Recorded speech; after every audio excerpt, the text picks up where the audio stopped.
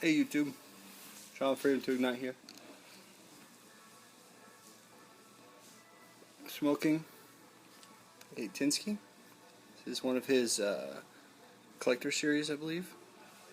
And I had him add the silver band because I thought it added a nice touch. It's a very small pipe.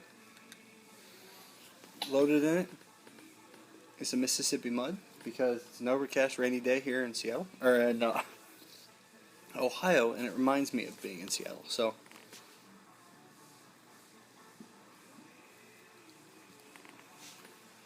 somebody mentioned it yesterday or in a previous video, and so I thought I'd light some up, get a little more.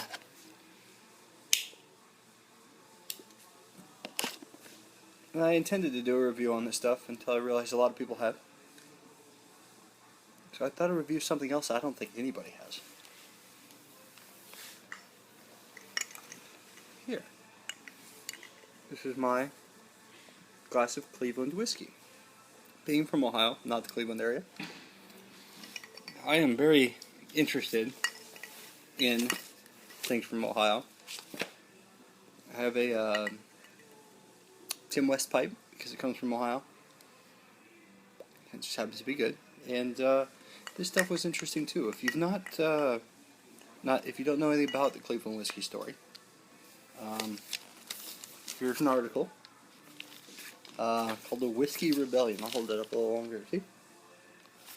And the title of it is Made in Cleveland in a Laboratory in Less than a Week. And yes, it's a real bourbon. Deal with it, Kentucky.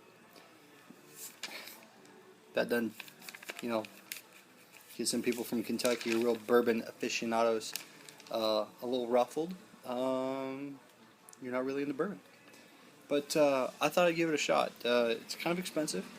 Let me rephrase that.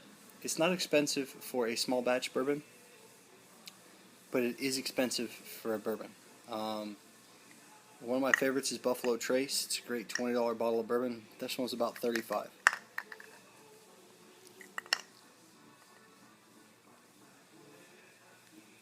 And it's good. It's not great. It's fun. It's got it does taste young and a little hot. Part of that's because it's 100 proof.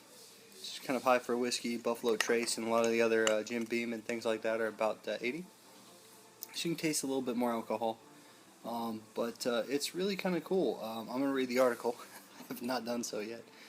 But I know of them. I've known of them for about a year now and just finally got my hands on a bottle of batch number 3.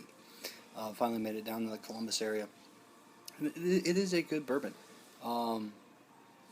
Whether it's worth the cost is kind of up to you. But I can tell you, I recommend it. It's very good. It's got a good story.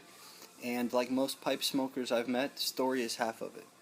Where your pipe came from, why you choose a tobacco, or what you're drinking.